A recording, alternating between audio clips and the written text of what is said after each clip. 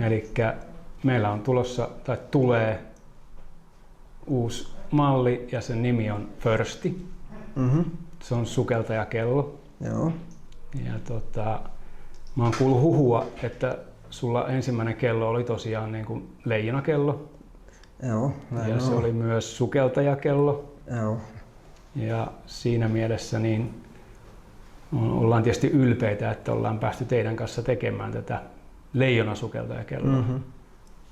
Niin miltä tämä tuntuu tämä projekti nyt tässä kohti, kun on valmis tuote tässä?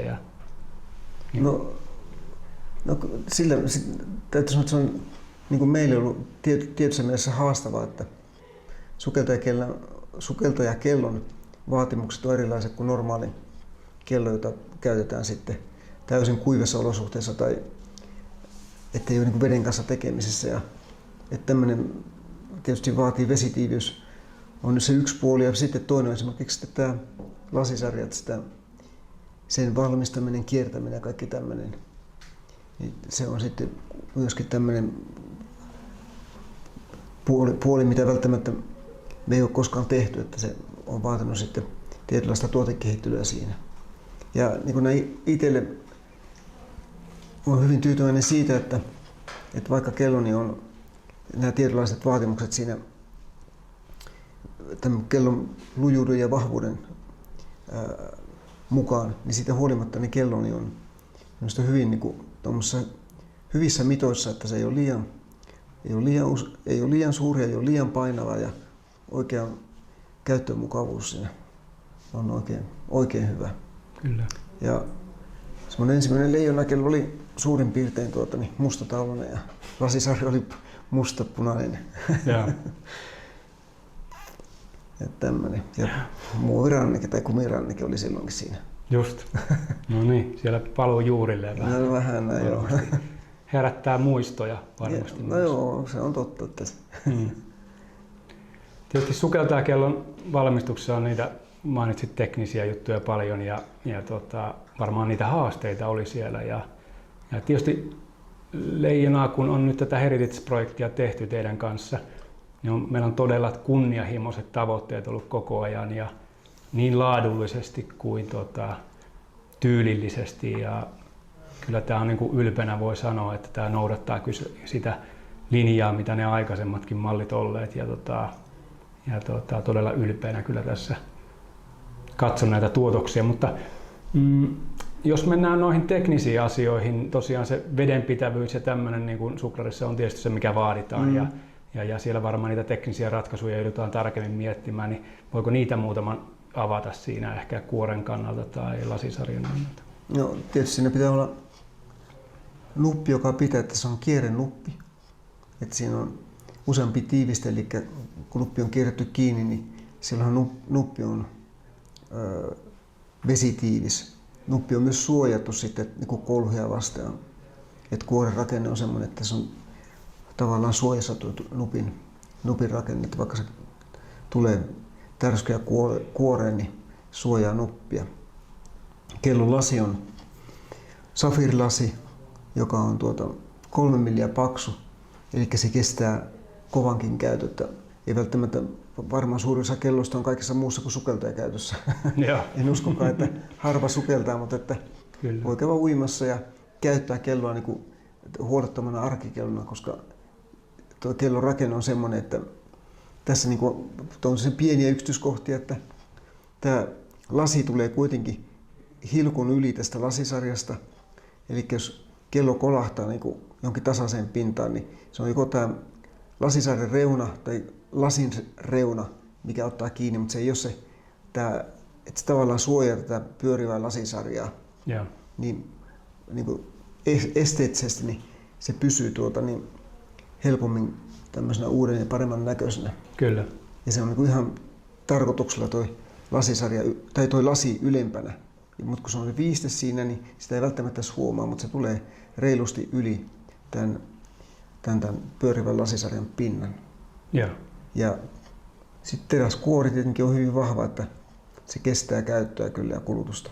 Kyllä. Ja sitten kuoren tämä viimeistely on tehty vähän sitten myös miettien sitä, että sitä voidaan myös viimeistellä uudestaan sitten. Että se on tavallaan tämmöinen, niin kuin, minusta se on niin kuin rakenteeltaan semmoinen, että se tavallaan siinä on tämmöinen pitkällä ajalla, niin kelloa saa pidettyä niin kuin hyvän näköisenä.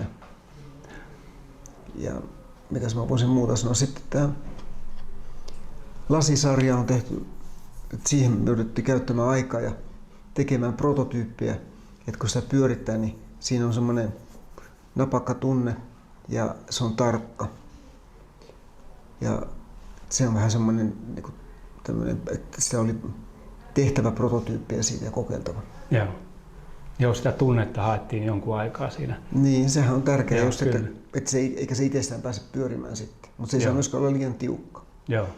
Että jos se on liian tiukka, niin sullahan sitä joku pitää ja se on joku jousi. Ja sitten siinä helposti voi käydä niin, että tavallaan jousi sitten liian paineen kanssa niin kuivuu ja se menee vielä tiukemmaksi sitten pyörittää.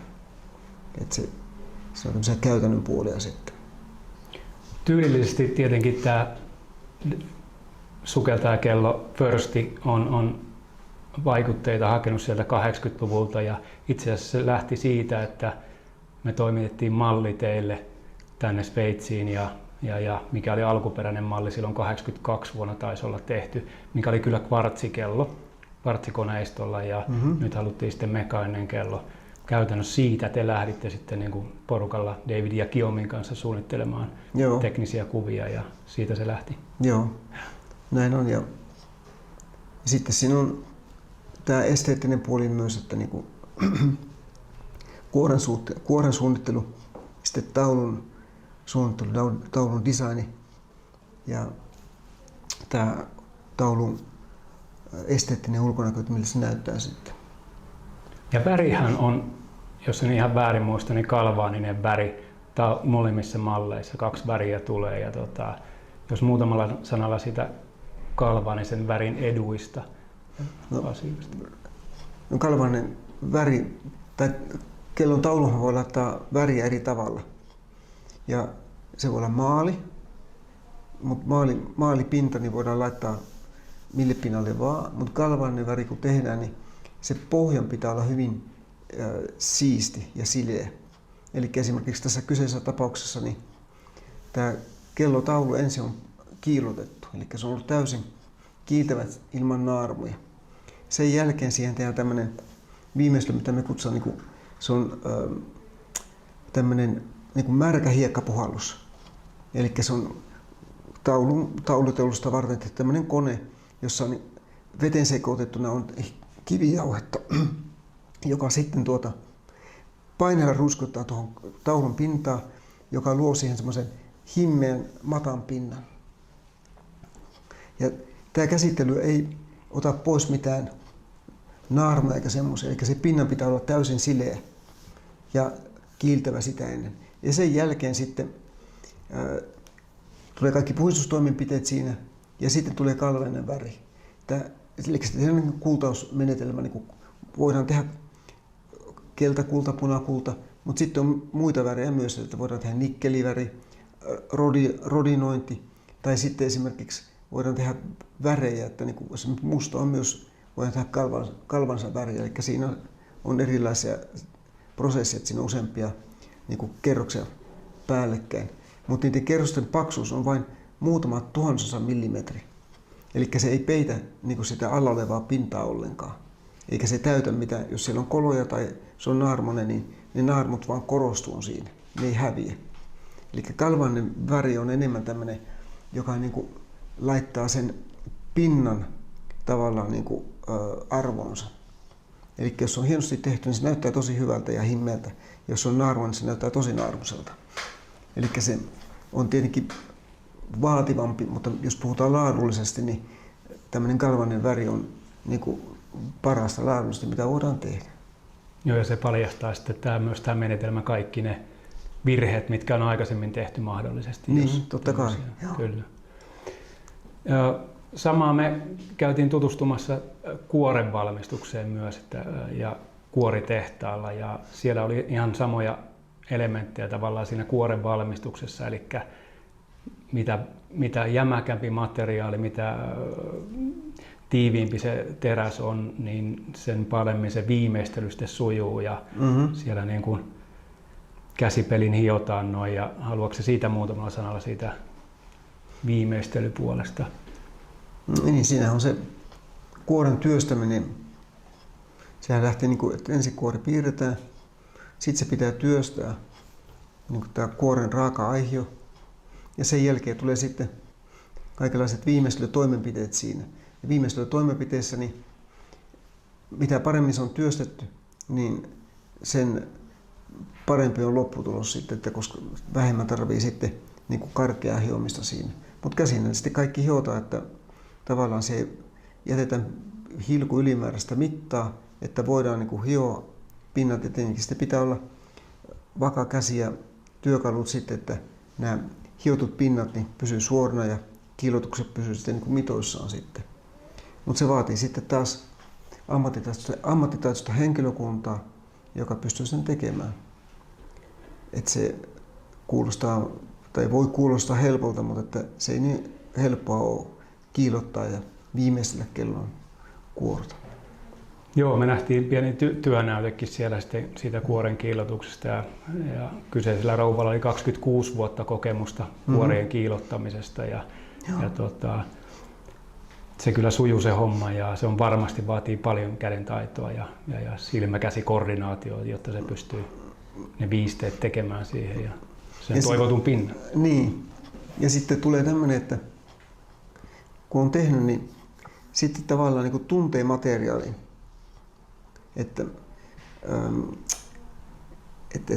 Että kun tekee, niin ei saa liikaa painaa, muuten se pinta palaa ja siihen saattaa tulla appelsiiniihoa.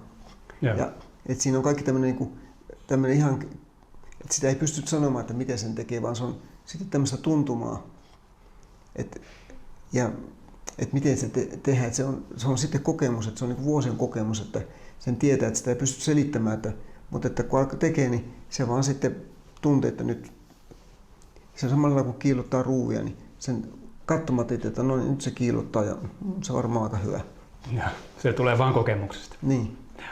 Joo, siitä puhuttiin myös siitä tavallaan, että jos materiaalivirheitä on, niin niistä on sitten mahdoton saada hyvää lopputulosta. Eli siellä se materiaali määrittää paljon, mutta kaiken määrittää sitten loppuviimein se käsityö. Aivan näin. Kaikkihan lähtee materiaalista, että kurjasta materiaalista ei tahdo mitään herkkua tulla. Että se on se ihan lähtökohta tietysti, että tämä teräksen laatu pitää olla kunnollista. Käytetään sveitsiläisiä alihankkijoita niissä. Että on kaikki sveitsiläistä materiaalia. Tai ostetaan Sveitsistä, että ne on tämmöistä niin kuin laatumateriaalia ja tasalaatusta ilmeisesti. Joo, se pitää olla, koska muuten siitä ei tule mitään. Kyllä. Ja sitten nähtiin kuoriin laittoa myös, käytiin vähän niin kuin katsomassa niitä tiloja siellä ja kuultiin muun muassa, että niin kuin 3 kertaan koneisto tarkastetaan ennen kuoriin laittoa. Ja ensimmäisen kerran, meillä on Selitan koneisto näissä, niin ensimmäisen kerran Selita tarkistaa koneiston ja sen jälkeen kun se tulee teille, niin siellä tarkistetaan koneisto ja sitten kun on kuoriin laitto tapahtunut, niin sitten vielä viimeinen tsekkaus ja sen jälkeen niin kuin tuotevalvonta alkaa olla niin kuin koneiston osalta valmis. Joo, eli koneiston käsittely, että sehän täytyy tarkistaa ja sitten siinä on käynnin tarkistus, mutta myös puhtauden tarkistus, että pitää pysyä puhtaana. Ja sitten kun laitetaan kello kuoriin, niin siinä on tämä, että se on kunnolla kuorissa ja sitten tämän vetoakselin sovitus ja osoittimien sovitus ja osoittimien synkronisointi, kalenteri ja kaikki tämmöiset jutut, mitä välttämättä ei tule ajatellaksi, mutta siinä on kuitenkin tietty määrä työtä tuommoiset. Ja sitten kun tehdään kuoriinlaittoa, niin siinä pitää käsitellä osoittimia ja taulua, että niihin ei jää mitään jälkiä sitten. Joo, siinä vaiheessa ei enää auta hosua kyllä, että kun kaikki on tavallaan valmiina ja puuttuu enää se kasaus siinä, että kova työ on tehty jo sitä ennen.